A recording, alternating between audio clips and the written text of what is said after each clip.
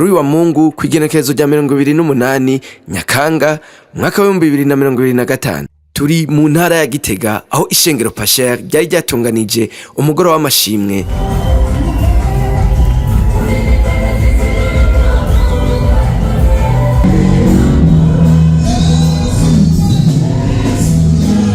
Iryo shengero ryari ryakoranijwe no gushimira Imana kuvyo ikora muri bo.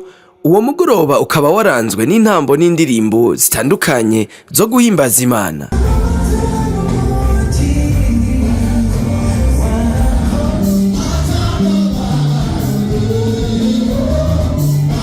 Mwomenya ko hambavu y'abakristo mu ishengero uwo mugoroba wari witabiriwe n'abandi bakristo benshi bavuye mu mashengero atandukanye yo mu ntara ya Gitega.